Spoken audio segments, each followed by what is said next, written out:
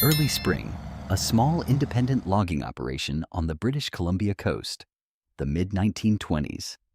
Before first light, a driver backs a loaded truck onto a stretch of Fore-and-Aft Road that overnight rain has turned the color of wet slate.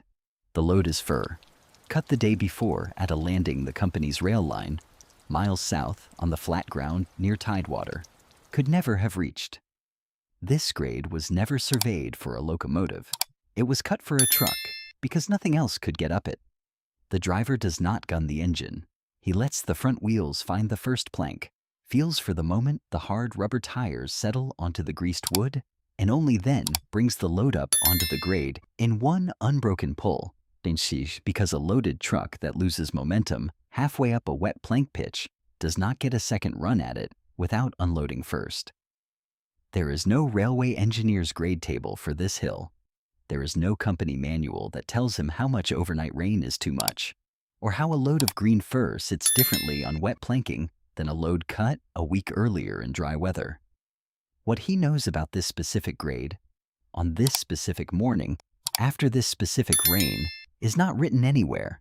It was not surveyed. It was not calculated. It was driven enough times that his hands know what his eyes are still confirming. By the mid-1920s, there were already coastal operations in British Columbia running trucks over roads no railway would ever have justified building. Roads that existed because a truck, unlike a locomotive, did not need a consistent grade, a surveyed right-of-way, or years of capital committed before the first log moved. What this driver knows about the Fore-and-Aft Road under his wheels this particular morning is the same kind of knowledge that, multiplied across hundreds of small coastal operations through the rest of the decade, was quietly making the coastal logging railway's biggest advantage.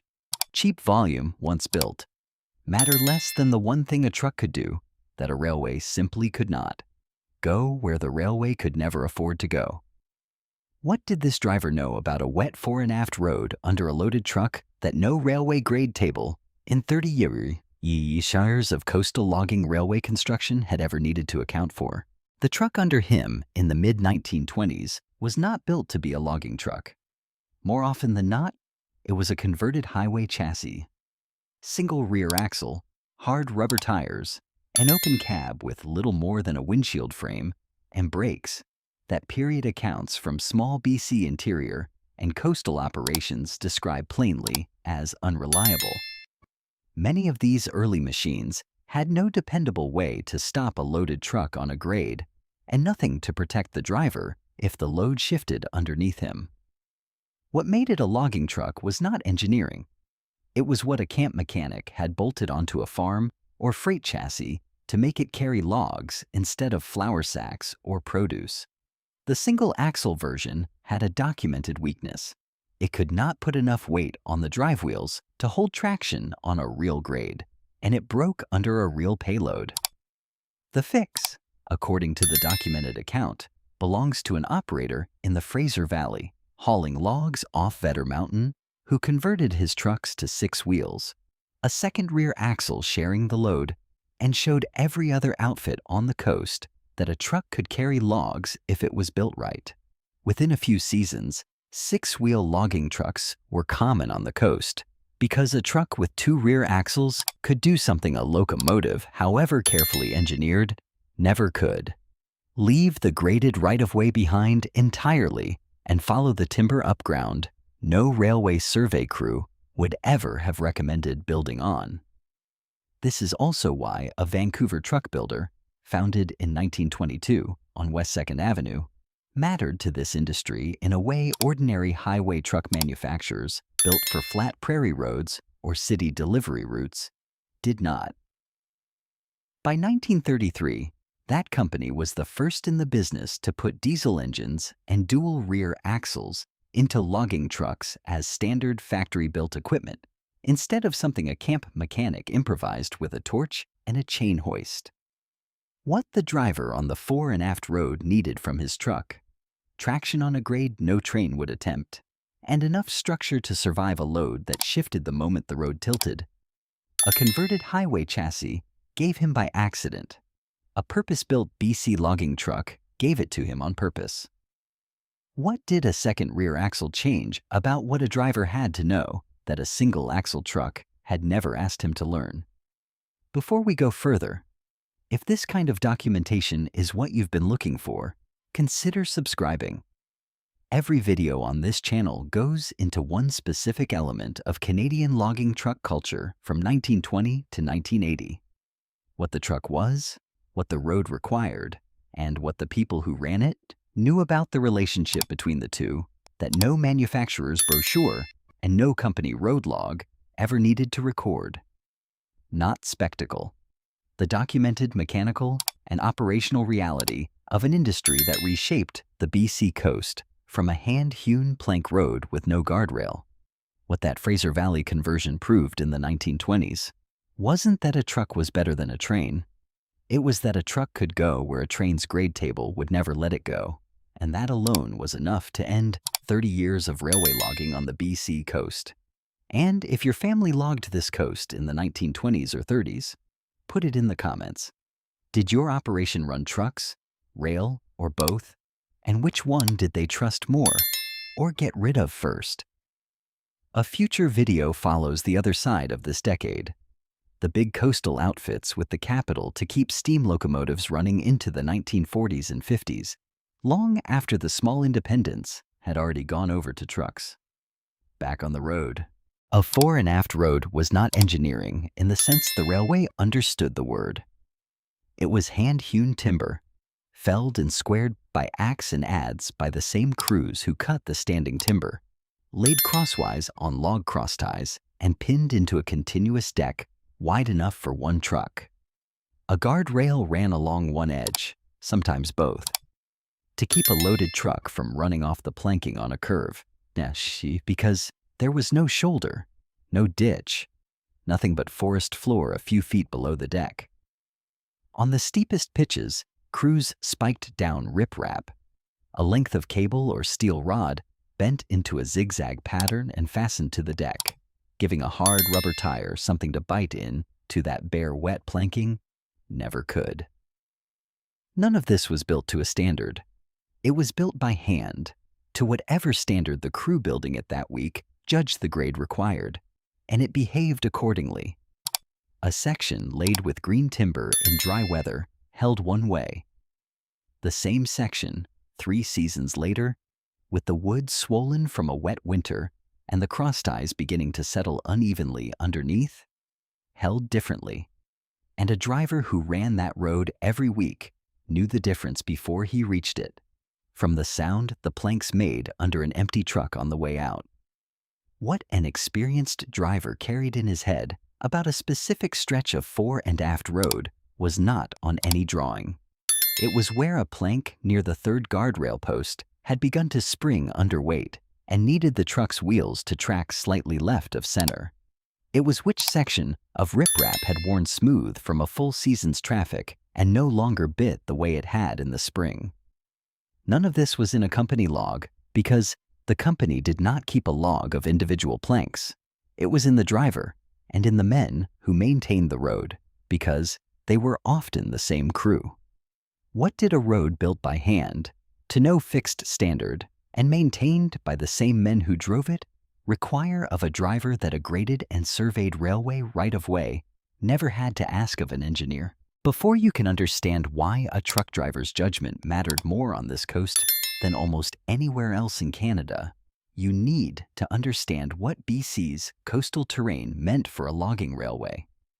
A steam locomotive, however well built, needed a grade a locomotive could climb, a consistent, engineered right-of-way, surveyed and built before a single log moved on it, representing real capital committed in advance. That worked well on the flatter ground near tidewater, where the big coastal operations had laid their main lines. It worked far less well once the accessible flat timber near a mill or a booming ground had been cut, and what remained stood on ground steep and broken enough that no locomotive, however carefully engineered its snub line or its switchbacks, could economically reach it. A truck did not need any of that. It needed a road wide enough for its wheels and firm enough for one trip at a time to hold its weight. Where a rail grade had to be built once, correctly, to serve years of traffic, a fore-and-aft road could be pushed a few hundred yards further up a ridge in a season, patched where it failed, and abandoned without the sunk cost of rail and rolling stock once the timber above it was cut out. This is the specific, unglamorous reason coastal logging trucks began appearing in the woods through the 1920s in growing numbers, not because they were faster or more modern, but because they could chase standing timber into terrain a locomotive's grade table had already ruled out. For an independent operator without the capital to build and equip a private railway, and most coastal logging outfits in this period were small, undercapitalized operations, a truck and a hand-built road were the difference between logging this hillside or not logging it at all. That is what made the truck driver's specific knowledge of a specific stretch of fore-and-aft road matter economically, not just operationally. It was the knowledge that let a small operation reach timber a much larger, better capitalized railway operation could see on the hillside above its own line and simply could not get to. What did it mean for the BC coastal logging economy that the thing standing between a small operator and untouched timber was not capital, but one driver's judgment about a hand-built road? The BC coast does not have a dry season in the way an interior operation does. It has degrees of wet, and a fore-and-aft road, built from unmilled or roughly milled timber laid directly on the ground, absorbed that weather in a way a graded, ditched, and drained railbed did not have to.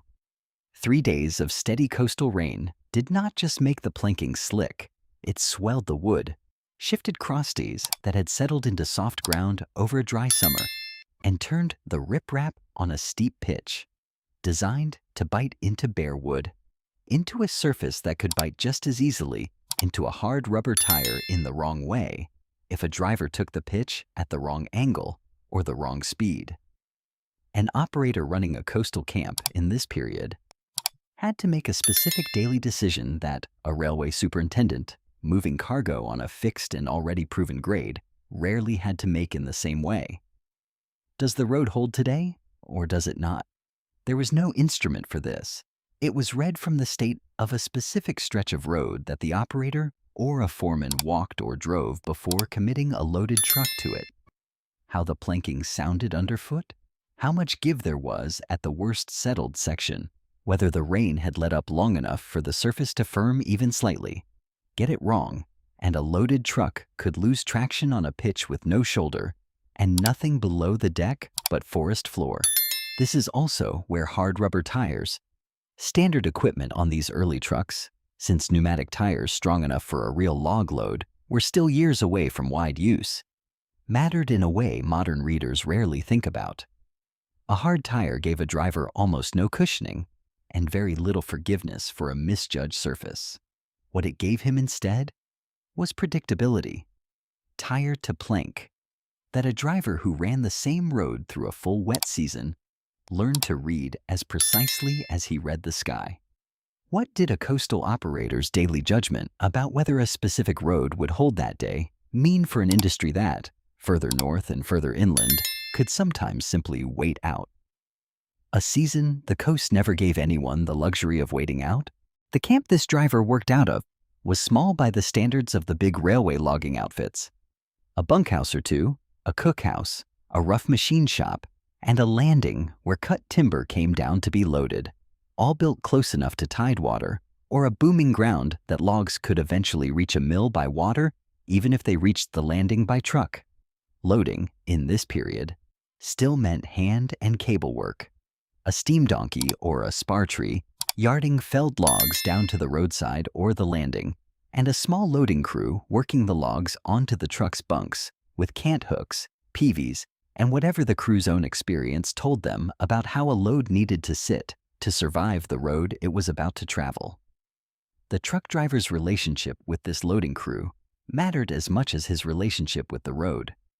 A load built carelessly, logs stacked without attention to how their weight would settle under braking or on a curve, could shift the moment the truck committed to the first grade, and a shifted load on a fore-and-aft road with no shoulder was not a minor problem.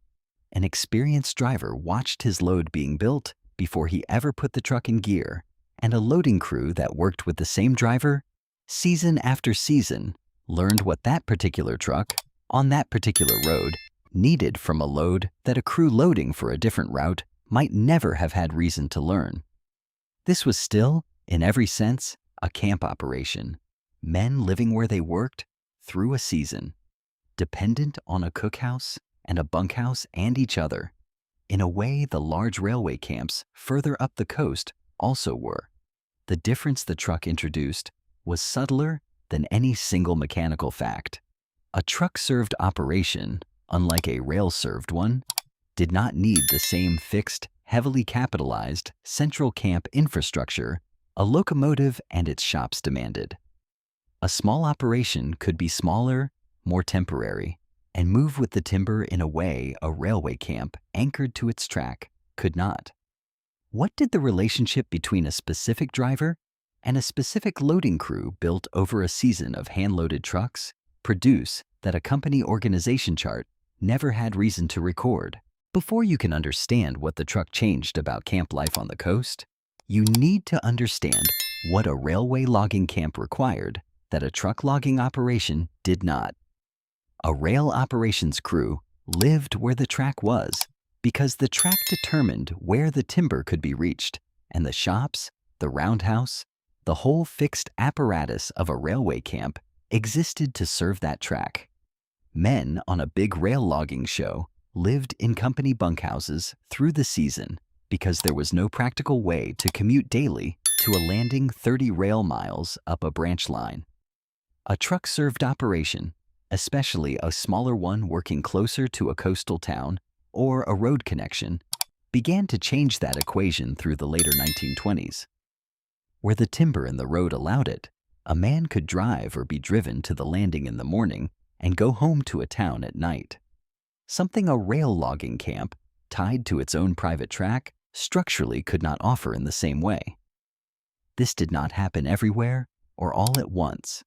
Plenty of truck-served operations remained just as camp-based as their rail-served neighbors, especially where the road ran deep into isolated country with no town within reach.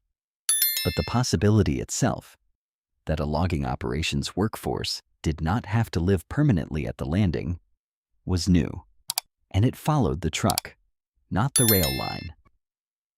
For the operator, this mattered economically as much as socially. A camp, bunkhouses, a cookhouse, a cook and cookhouse staff, heat and light for a full crew through a season, was a fixed cost a rail logging outfit had to carry regardless of how the season went. A truck-served operation that could draw at least part of its crew from a nearby community carried less of that fixed cost, which mattered enormously to the small, undercapitalized independents this coast was full of in the 1920s. The truck did not just open new ground to logging. It began, quietly and unevenly, to loosen the specific social structure, the isolated, self-contained camp that railway logging had built the BC coast's forest industry around for 30 years. What did it mean for the specific culture of BC coastal logging that the truck's road, unlike the railway's track, could lead somewhere other than back to the camp? By the early 1930s, the coastal logging industry was visibly two different worlds occupying the same coastline. The large, well-capitalized operators, the ones who had already sunk the cost of steam locomotives, rolling stock, and permanent track into their operations, kept their railways running, in some cases for another 2 decades, because that capital investment did not simply disappear when a truck proved it could reach steeper ground more cheaply.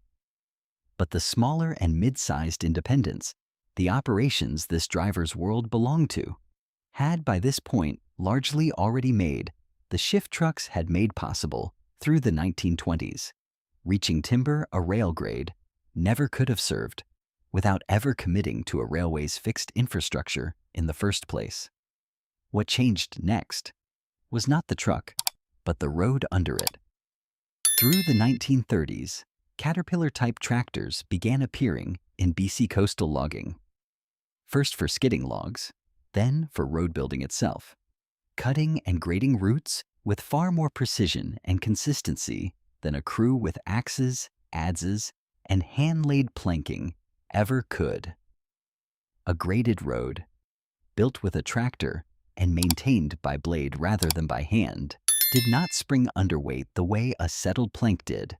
It did not need riprap spiked into a wet deck to give a hard tire something to bite. It behaved consistently, season to season, in a way a fore-and-aft road never had.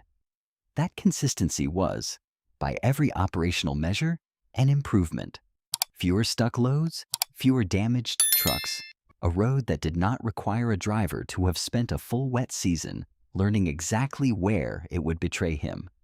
It was also the beginning of the end for the specific knowledge this video has been documenting. The ability to read a hand-built plank road, plank by plank, season by season. That had briefly been one of the most valuable pieces of operational knowledge a small coastal logging outfit could have. A grading tractor did not need that knowledge. It replaced the judgment with consistency.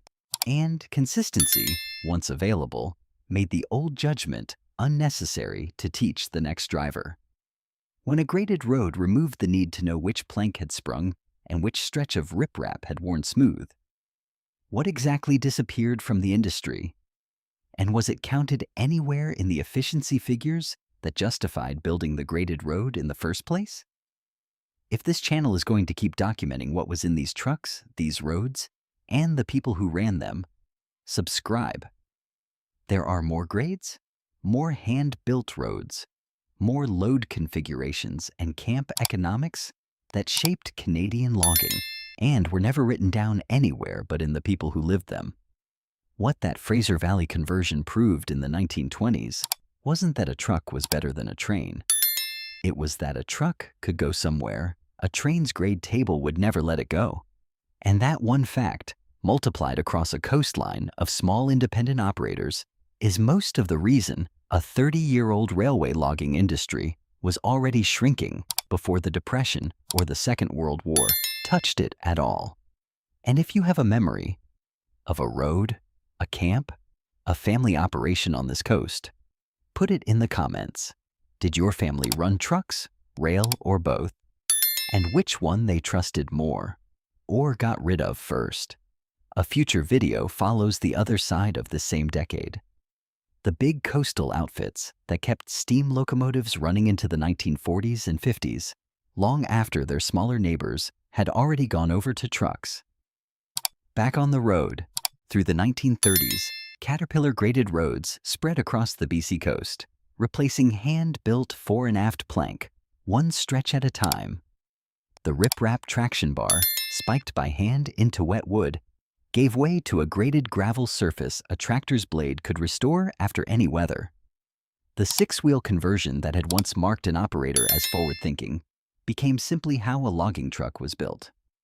What the graded road gave the operation: fewer stuck loads, fewer damaged trucks, a surface that behaved the same way in October as it had in July.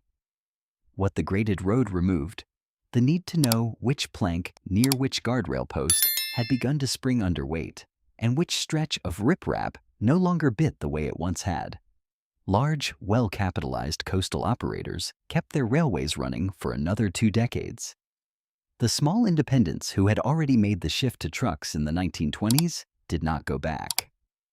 Drivers who made the move from fore-and-aft planking to a graded tractor road later in their working lives often called the new roads easier. They did not always say what, exactly, the old roads had asked of them that the new ones no longer did.